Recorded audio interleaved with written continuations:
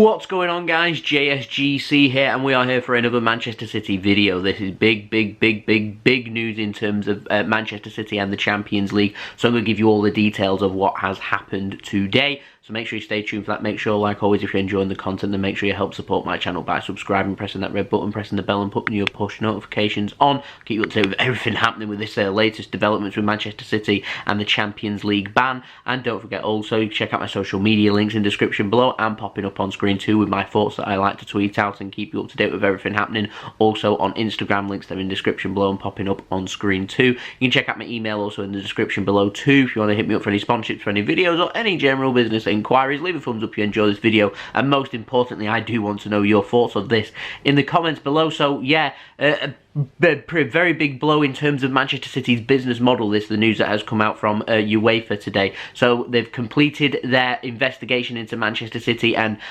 well, the simplest way of putting it is irregularities in Manchester City's finances. So UEFA's conducted this investigation. They found Manchester City guilty and dished out their punishment, and the punishment is a 2-year Champions League ban, which will start as of next season, along with a £25 million fine, just to rub a little bit of salt into the wound. Of course, Manchester City will be hitting back. But first, we're going to put into a bit of context about just what this investigation is over, and it's all to do with the finances. So we're going to have to date back a little bit here, and we're going back to the finances which were first investigated, which I think dates back to like 2011, 2012, when Manchester City started competing, obviously, in UEFA competitions. So Manchester City, on a regular basis, I mean by that. And so UEFA then obviously opened up financial fair play. When they opened that up, Manchester City were very unhappy with financial fair play because they saw that it was kind of like a model for them where they can't invest in their own company. So they were unhappy with it, and Manchester City,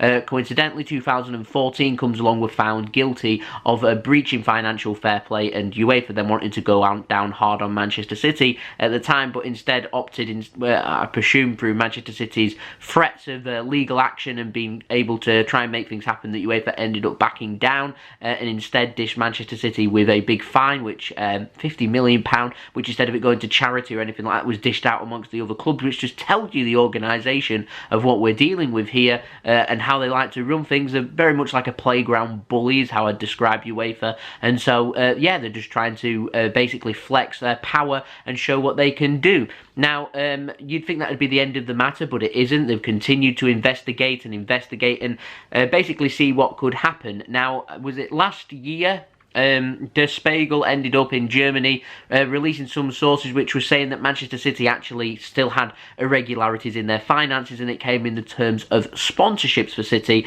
and in particular the Etihad Airways one, which was suggested that Manchester City's owner was putting money into Etihad Airways, which the money then that was being put into Etihad Airways was being transferred directly into Manchester City's account, so a way of them bypassing the financial fair play, whilst Manchester City's owner is able to give money to the club whilst using a third-party source. And they claim that Manchester City's owner had handlings and dealings and ownerships of some kind with Etihad Airways, and of course Etihad Airways did deny it, but they refused UEFA any access to their finances, well, because they're a business and that's how it's run, and that's how things work over in the United Arab of the Emirates. So yeah, that's how, well, that's just how the finances are working over there.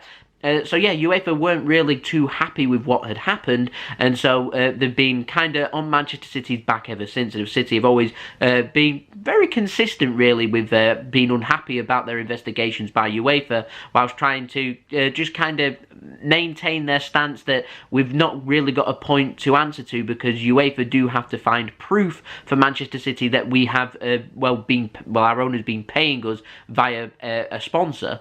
Being able to find proof of that is easier said than done, and UEFA, as far as I'm aware, as of this case and this investigation, still do not have any concrete proof that this has happened. I've seen a couple of fans commenting, and I do agree that if this is how Manchester City have been handling their business, and it is quite illegal, then Manchester City should rightfully, in my opinion, be punished. We're not accountable, we're not bigger than the law, that's just how things are. But however, if this hasn't happened, then a 2-year ban, £25 million, that's a huge blow to the Manchester City business model.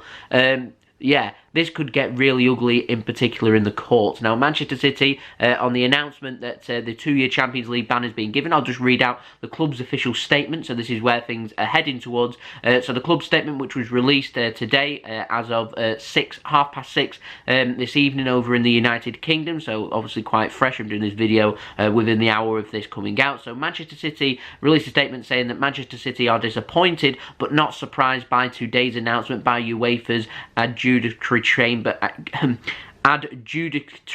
chamber.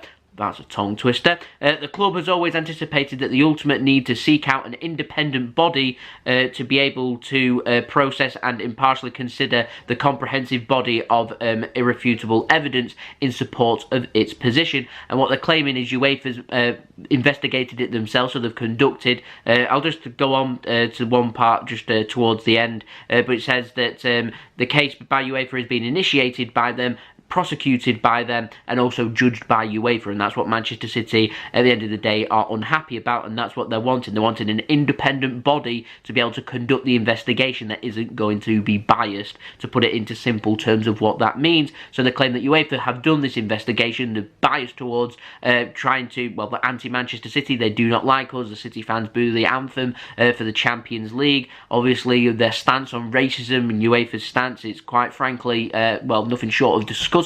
That all of a sudden financial stuff happening and money involved, they think, oh, it warrants a ban, but teams that can do racist behaviour just play them behind closed doors and we'll all just move on with our lives. I mean, like I said, it does pretty much summarise how UEFA are. So Man City are wanting an independent source to be able to do the investigation, an unbiased source, someone that isn't associated with Manchester City, someone that isn't associated also with UEFA to be able to do the investigation, which I think is fair. The only problem we've got with this, though, and obviously this will go to Cass, so I'll just read a statement on before I elaborate. So in December 2018, the UEFA chief investigator publicly previewed the outcome and sanction he intended to be delivered to Manchester City before any investigation had even begun. The subsequent flawed and consistently leaked UEFA process he oversaw has meant that there was little doubt in the result that he would deliver. The club has formally complained to the UEFA disciplinary body, a complaint which was validated by the CAS ruling. To put it simply, the case had been initiated by UEFA, prosecuted by UEFA, and then judged by UEFA. With this prejudicial process now over, so obviously the whole stance now, this is the final conclusion, that if Manchester City don't wish to pursue it any further, that would be the end of the matter. We pay the fine and we get a 2-year Champions League ban. Isn't going to happen. City add on that the club is going to pursue an impartial judgment as quickly as possible and will therefore in the first instance commence proceedings with the Court of Arbitration for Sport at the earliest opportunity. So that's CAS, and so they're seeking an impartial, unbiased, independent source to be able to do their investigation. If that gets passed in the courts, then obviously it's going to take months for them conclusions to become. Manchester City have to give evidence. Manchester City are happy with the evidence that they've given. UEFA weren't happy, so we'll have to see what the independent source says about the investigation that has been given. But I reckon this will take months, and because it's going to take months and we've been given a ban in the Champions League and any UEFA competition, I will add. So yeah, it means that basically Manchester City won't be playing any European football next year, because it's going to take, I mean, the investigation could take anything as long as 6 months, a year, if I'm just plugging out some figures there for how long an investigation could take. It's going to be a lengthy process, it's going to be an expensive one, it's one that runs the risk that if one of the two sides of UEFA or City aren't happy, going to court and then it just being dragged out through the court. So I imagine City will be employing some lawyers very soon in case the worst does come to the worst, but I can sense on my own instincts here that I reckon City will have a year ban in the Champions League, and I say that because I reckon we'll be getting top 4 next season. Well, this season, so going into next season we won't have that top 4 place, because obviously we're not going to get Champions League football because we're banned. It means that we'll more than likely have it for the season after. What that means for the future of the players and the manager and stuff like that, that's obviously a case for another video, but yeah. It's very interesting, this. I'm going to follow this every step of the way because I find this really interesting, how City are going to respond. But it does have the implications here that if things don't go right here for Manchester City, then it could well getting very ugly, basically, inside of the courts. It could end up being with rulings where City might choose to try and pursue UEFA even further. Yeah, there's lots of cases here. There's lots to answer to. So, like I said, I reckon the club will try to seek things to be as sensible sensible as possible and as simple as possible to try and keep things as, let's say, as pretty as possible, so it's not going to get ugly. I reckon we're probably going to end up taking a ban in the Champions League for next season, which is, well, that's pretty devastating for City. Like I said, there's lots of sponsorship money, lots of opportunity. At the end of the day, City wanting to attract top-class talent to join Manchester City. The top talents that we've already got here, wanting to keep them there. They're going to want consistent Champions League football. Of course, City have earned their way to consistent Champions League football season upon season since 2011, and then we're going to have it taken away from us, even though it looks like we're on course to have another top 4 finish and compete in the Champions League. So, yeah, I think it's going to be very interesting, that match against Real Madrid, over both legs, what the reaction's going to be of the fans. But, yeah, I'm not happy about how things have been conducted. Of course, City have been through worse times than just having a Champions League ban, but I'm confident that if City can compose themselves, be able to get that ban reduced, get rid of that stupid fine that we've been given. I mean, 25 million, where does that £25 million even go? UEFA's back pocket, I'm going to presume, or to other clubs, just like it has before. But yeah, where do we go from here? We're going to be able to keep hold of the players and stuff. What City capable of? What players we're going to attract in the summer? Like I said, it's all ties down to Champions League football and stuff. And have Manchester City committed a crime if they have a players on their conscience? They're going to want to join a club that does financial doping like that.